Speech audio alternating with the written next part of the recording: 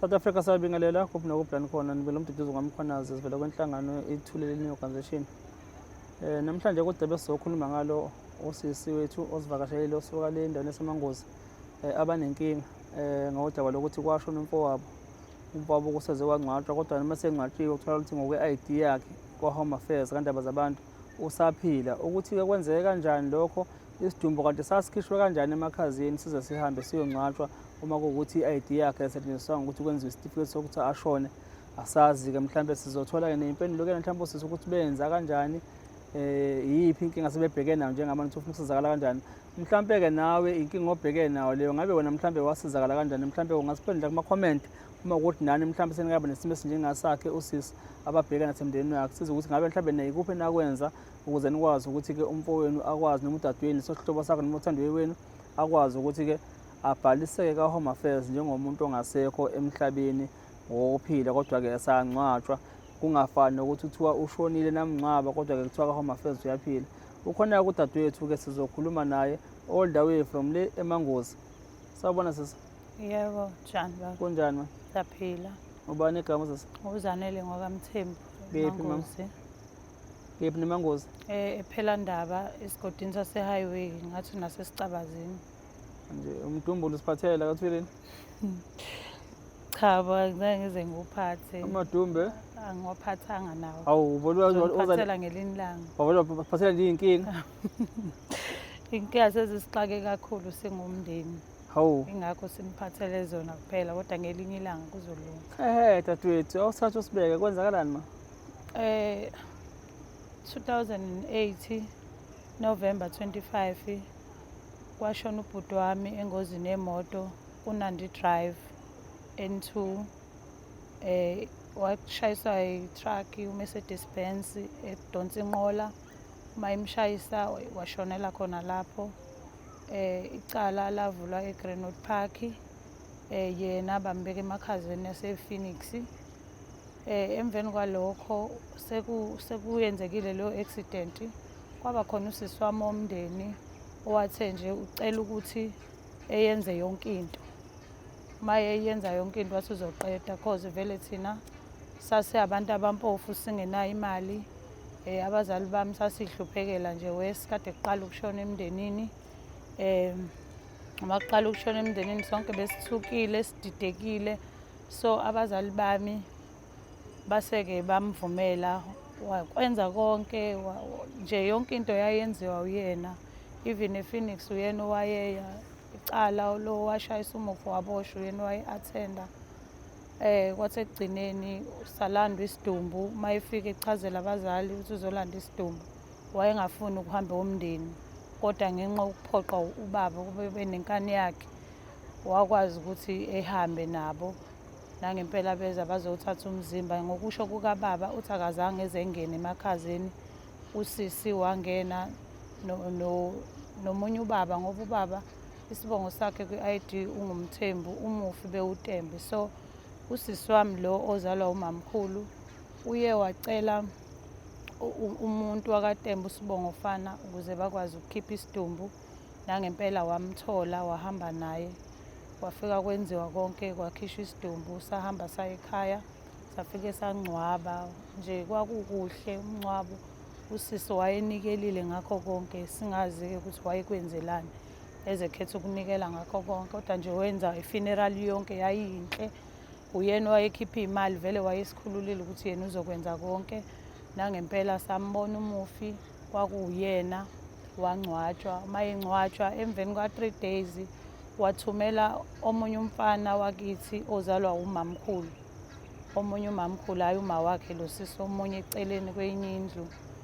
Wafika wayekhaya sekuyoqoqwa izitsha zakhe usisi lona. Wathi umfana akamcelele nomazisi kamufi khona izinto angaqedanga ukuzenza la eThekwini. Nangempela ubaba wangena endlini wathatha i-envelope eyayine-ID namaphepha phakathi. Ongazi-ke nesitifiketi sokushona sasikhona. Kodwa ngokubona kwabo bathi sasikhona babona emaphepheni. Ubhuti wami nosisi wami nabo uma bamnikeza lo mfana wahamba wayomnikeza usisi wami omdala ozalwa umamkhulu. Emveni kokuba bamnikeze kwathi 2009 kwadlula nje unyaka kuthulekile. 2010 wase ubaba ecela ukuba ubhuti omdala ehambe yomcelela i-ID emndenini, kulowo mndeni loyo kwamamkhulu nosisi. Nangempela ubhuti omdala wayocela khona. Mayefika bamthembisa ukuthi bazokubeka esitolo or bazophathisa noma ngabe ubani ezosinikeza kuzofika emndenini wakuthina. Salinda, ubaba walinda benoma lutho, kwaze kwahamba iminyaka balo bephindelile bethumela abantu abangafani. Kwathi 2018 wathumela usisi omdala olama ubhuti okuqala. Mayehamba usisi wami uThuleleni wahamba waya kumamkhulu, wafika ekhaya kwamamkhulu wacela i-ID kamufi, washo ukuthi uthunywe ubaba. Kwase-ke esengasayikhiphi-ke wathetha, wasukuma wathetha, wathi yena thina sithi yena udla imali zaka-road accident. Kodwa kube usisi wami engashongo njalo, wayocela umazisi ngoba abazali bewudinga. Wase-ke ehambe eyosivulela icala ebukhosini endlondlweni kwaMntwana. Mayefikele ivula icala sabizwa layothethwa, saba khona sonke abomndeni. Laphuma i-ID ngalelo langa. Maliphuma i-ID alina-certificate sakushona, i-ID linjalo lithi umufi uyaphila. Basibuza-ke indlela abasibuza ngayo ukuthi asiqhubeki nalo daba. Ubaba wayengakwazi vele, wayengazi lutho nokuthi i-ID iyagxivizwa because bekuwukuqala kwenzeka ukushona ekhaya. So walamukela ubaba i-ID sagoduka nalo 2018, sahlala isikhathi ngicabanga ukuthi 2019 sahamba sayocela ukukhanda isitifiketi sokushona kwa-Home Affairs waseManguze. Masifika khona kwathiwa kwa-Home Affairs asikwazi ukusikhanda isitifiketi sokushona ngoba sinayo i-postmortem. Okay, kwathiwa asambe siye la kwenzeka khona ingozi, la kwavulwa khona icala nala umzimba walala khona. Kwaba nzima-ke ukuthi size ngalo 2019 ngoba sasinganayo imali, kwakunzima nje yonke into nje inzima emndenini. Ngoba-ke ngize ngathola umsebenzi last year la eThekwini, ngisebenzela kwaMashu. Ngacela omunye uma engangimsebenzela nobaba engangibasebenzela ukuba bangisize bangikhombise endaweni okuthiwa i-Greenwood Park. Nangempela banikela ngemoto yabo, babethi nje angifa kupetroli ihambe imoto iye la ngifuna ukuthi ngiyise khona. Nangempela wangisiza umama wakhona. Uma ngihamba ngafika e-Greenwood Park ngacela ukuthi ngicela bangiphe ifayela likamufi, ngifuna ukuyokhanda i-death certificate, isitifiketi sokushona. Kwathiwa why bangibuza imibuzo ngapha nangapha ukuthi kungani ngizokhanda isitifiketi sokushona. Ushone nini umuntu lo? Ngasho ngathi ushone 2008. Bathi kwenzeka kanjani ukuthi ephume emakhazeni isitifiketi sokushona singekho? Ngase ngiyachaza ukuthi angazi, usisi wagcina i-ID isikhathi eside futhi uyena owazinikela ukwenza konke ngomngcwabo. Asazi ukuthi i-ID wayigcineleni futhi asazi ukuthi kungani isitifiketi sokushona engasikhiphanga. Hhayi, nangempela-ke bangikhiphela lona ifayela. Baqale bangilindisa u-3 days bathi angigoduke ngoba sesiside isikhathi. Bazozama ukungibhekela, bathi 16 years ago bazozama ukungibhekela. Nangempela ngabuyela la bengisebenza khona, ngayosebenza ngalinda lezo iy'nsuku ey'kaliwe, ngaphinde ngaqasha yena imoto yangihambisa ngaya e-Greenwood Park. Bafike ngalithola ifayela, banginikeza lona, bangifotokhophela lona, ngalithatha. Bathi sisikhululeke uhambe uyokwenza isitifiketi sokushona. Nangempela ngayithatha ifayela ngahamba ngaya ngase-Durban Station. Khona i-Home Affairs engalapho, ngafike ngacela ukwenza isitifiketi sokushona. Bathi abakwazi ukungisiza ngoba sesiside isikhathi 16 years ago, and lo muntu uma ngisho ngithi uyaphila abanalo nje usiza ngibuyele ngakithi la kokwenzeka khona, la sangcwaba khona. 6 years, not 16 years, 6 years. 16 years. Ushone nini? 2008. Okay. Yes, mina ngiye last year. Oh yes. Yeah, beku 16 years, 17 years this year. Akana certificate lo muntu? Akana certificate. So uma ngiphathisa, okay, ngaphathisa kuthiwa sise kwa-Home Affairs yaseManguzi. Nangempela ngahambisa. Makufika eManguzi kwathiwa asibuyele la umzimba walala khona siyocela i-BI. Masithole leyo BI iyona ezosikhandela isitifiketi sokushona ngoba i-postmortem ayichazi i-cause of death, ayisho ukuthi ufe kanjani, ingozi noma sifele kuvele nje kwaba i-postmortem engachazi, so bona bakwazi ukwenza isitifiketi sokushona. Nangempela ngayenza njalo, ngabuyela ePhoenix, ngaye ePhoenix. Uma ngifika ePhoenix ngafike ngasichaza isitori ukuthi khona ubhuti wami washona 2008, umzimba walala la ekhaya, akayenzelanga isitifiketi sokushona, so ngizocela i-BI, kuthiwe ngizocela i-BI sizokwazi ukumenza isitifiketi sokushona. Bathi i-BI abanayo, bamnikeze umndeni, wayithatha wahamba nayo wayokwenza isitifiketi sokushona. Uma ngicela ukubona la mhlampe ukwaba ne-proof yokuthi uthathile lento, bangikhombisa, bangivezela, ngabona kuvelile ukuthi khona omndeni osayinile ukuba uthathile le BI. So kwaba khona usisi ongisizayo, waqale wahamba waya kumphathi wayokhuluma naye, wathi umphathi uthe bazongicingela ifayela likamufi, kodwa ifayela alize langinikeza isitifiketi sokushona ngoba iy'thupha sezathathwa, wayithatha umndeni, abanayo bona ikhophi. Angihambe ngibuyele endaweni yangakithi ngiye esigodini sangakithi, ngiyocela isigungu singihlanganise nenduna, siyocela usisi lo owazi yonke lento, ebizwe kuzohlala kwakhulunywa nangempela kwenzeka konke lokho. Wabiza usisi wachaza wathi i-BI ikhona ikuyena kodwa akasayiboni. Bamcela ukuthi akahambe eyoyicinga, bamnikeza ithuba nje usuku lonke, bathi akayoyicinga eyibuyise khona ngalolo suku. Wahamba usisi, waye umuntu ozobuya, wabuya nangempela kodwa wabuye engayiphethe, wathi akasayibona endlini imdukele. Okay, kwathi la esebuyile wabuya sehamba noma wakhe, ngoba ekuqaleni behamba nephoyisa lakhe lenduna. Wabuye sebuya noma wakhe wazotshela induna ukuthi uyacela thina bomndeni simbekezelele, uzoyenza yena i-death certificate, uzokwenza yena isitifiketi sokushona. Imbuza induna ithi uzokwenza kanjani isitifiketi sokushona ekubeni i-ID ukumndeni, wena uzosebenzisa yiphi i-ID ngoba phela i-ID kumndeni. Wathi yena uyacela simbekezelele, uzokwenza yena ngendlela yakhe, uzohamba yonke iminyango wayihamba nalabo wayihamba nabo. Yize-ke labo wayehamba nabo bonke sebashona, sebashiya sekusele yena yedwa ukuthi wayezohamba noba ngoba bona sebashona. Kodwa-ke sakuzwa lokho. Okay, wasibiza ubaba uNduna ukuthi siyavumelana yini nalokho. Sathi siwumndeni nobaba nomama sasihlangene, sathi cha, kungcono udaba aluhambe luye enkosini e-tribal, ubaba uNduna uTembe. Nangempela lahamba icala layovulwa January this year. Maliyovulwa icala lathethwa ngawo-January. Malithethwa wayekhona usisi, zambuza induna kakhulu. Wayebonakala evuma ukuthi kukhona lezi zinto, sikhona isitifiketi sokushona, ebuye ephike ethi asikho. Elo nje ebaphathisa ngamakhanda, ngoba inkosi yaze yathatha isinqumo sokuthi imtshele phambi kwethu ukuthi izombopha, imbophele icala lokweba isidumbu, ngoba lesi sidumbu kuyabonakala ukuthi waseba, akasithathanga ngokomthetho. Wayezwa naye usisi, wayekhona, sasizwa nje sonke. Yasithi inkosi asilindeke uFebruary, ekupheleni kwawo izosibiza sibuyele iyositshela ukuthi ngabe sikuphi nodaba. So-ke namanje sisalindile.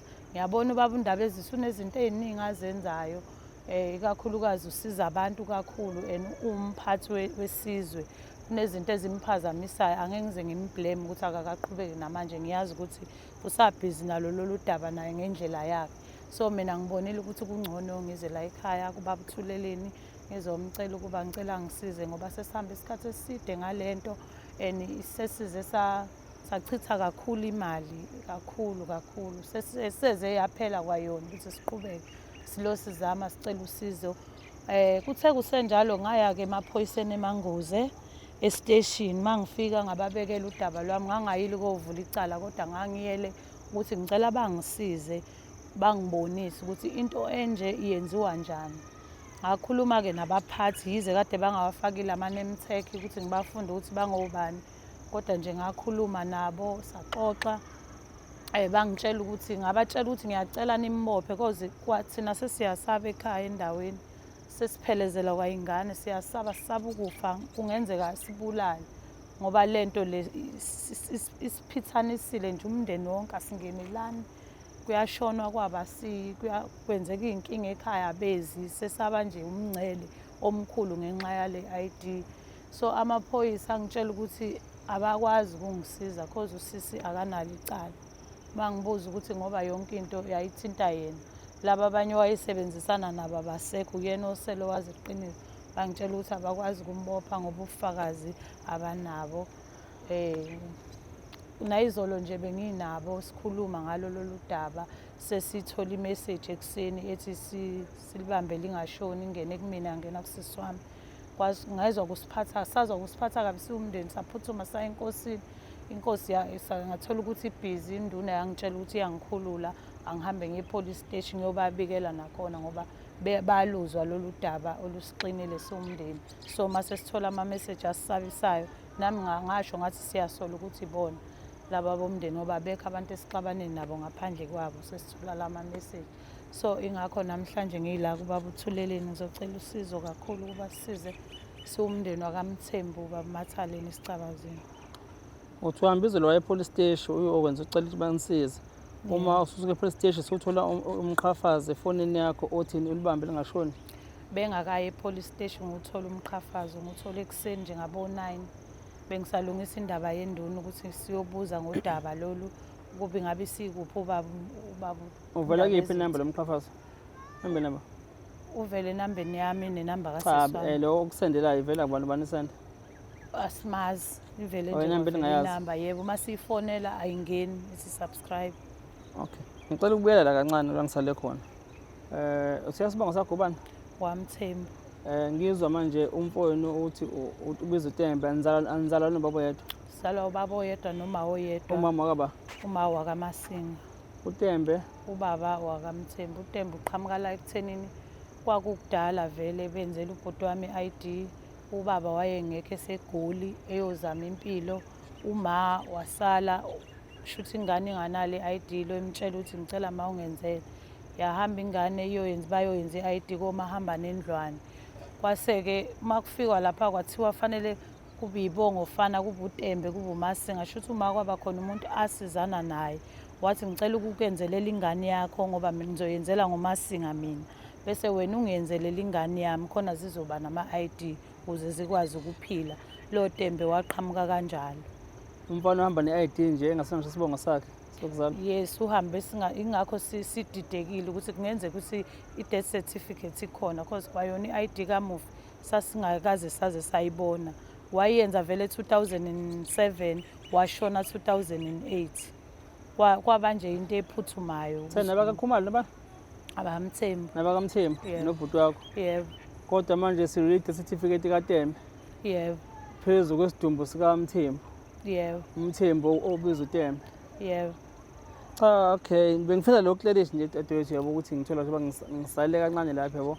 Yebo. Vele abantu bakaTembe bagcwele khona lapha ngakini yabo. Yebo. Sengiyabona futhi ukuthi yini nobaba uMncwabe mangabe beyokwenza ama-interview ngapha beqinisa kakhulu ngoba ziningi ingane eqhama zifaka itifiketi kanje njengoba nje uchaza ukuthi kwavele nokwathiwa wena ngiyakusisela nansi ingane yami uzishayela i-ID kanjalo yabo. Yebo.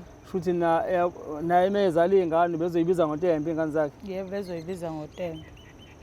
Ngoba nami kuyami i-ID ngibiza uMasinga isibongo sikamama. Ngicabanga ukuthi ubaba wayenzela ababili, usesomdala nobhuti oqala kuphela. Thina abathathu esisele ubhuti ophana indawo, imina nosisi. Ya usisi engimlama nami. Senzele ngoMasinga. Yebo. Enikhala ngakho ekhaya nifuna i-death certificate kuphela? Yebo, sifuna nje ukwazi ukuthi kwenzakalani. Masithole nje ukuthi kwenzakalani. Why umzimba uphuma emakhazeni sitife sokushona singekho.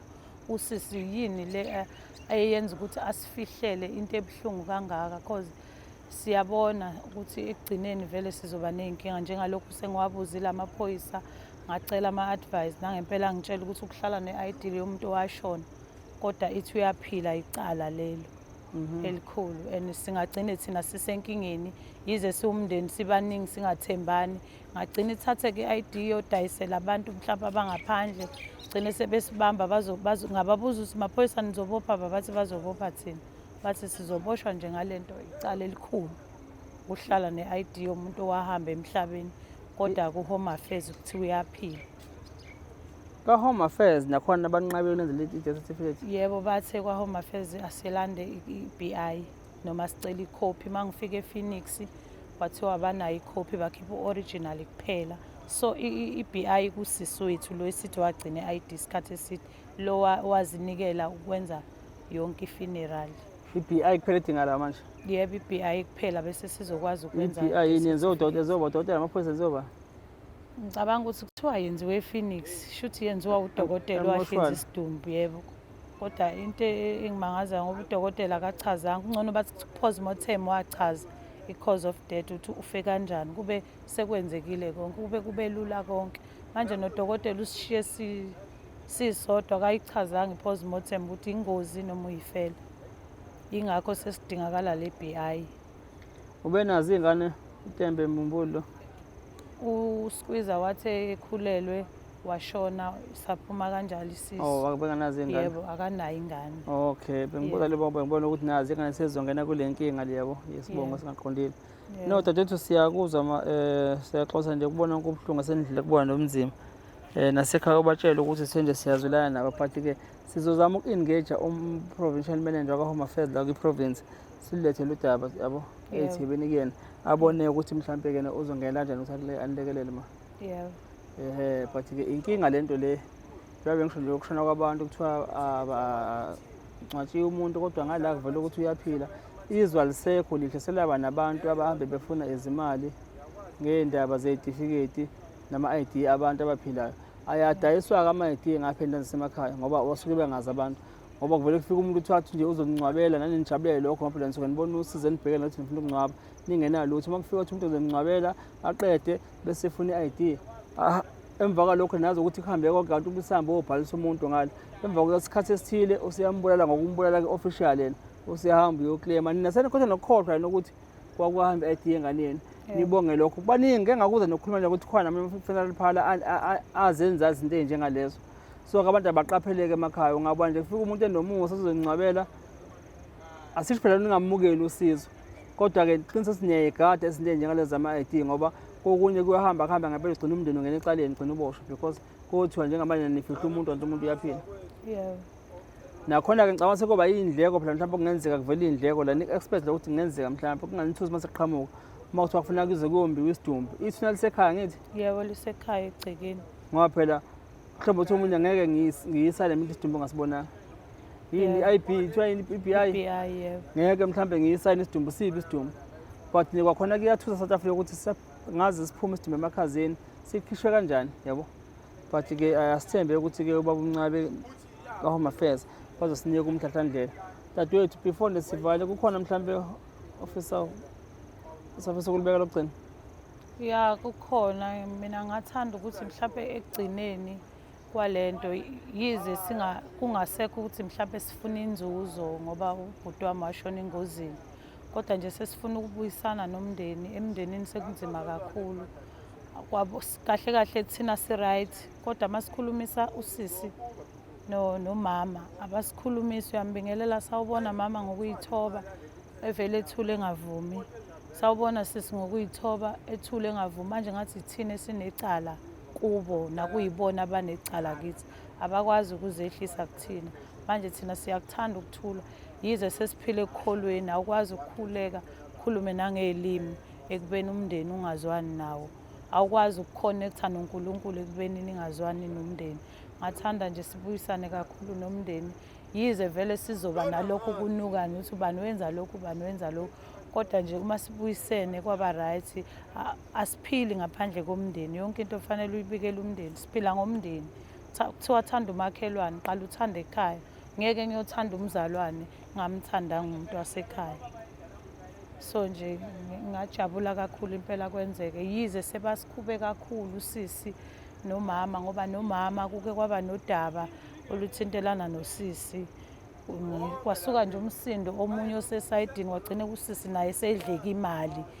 Kudlalwa lezi zinhlangano lezi uthanda umakhelwane, gcina usisi naye secwila. Ngicabanga ukuthi imali wacula kuyi-8,000 or 9,000 kwaze besedlala isikhathi eside nomama, kodwa kwathe kuvela lolu daba lwe-ID wavele nje wayi-cut off umama, wathi usisi akamazi enhlanganweni. Bamtshela benhlangano ukuthi uyavela lo sisi emabhukwini inyanga angayishayelanga ilezini nekade ningasazwani, kodwa nje umamkhulu wavele wayiphika nje yonke lonto. Nawe usisi wagcina eselimali ukuthi iminyaka emingaka esebenza enganeni yakhe, besebenze ingane yakhe vele.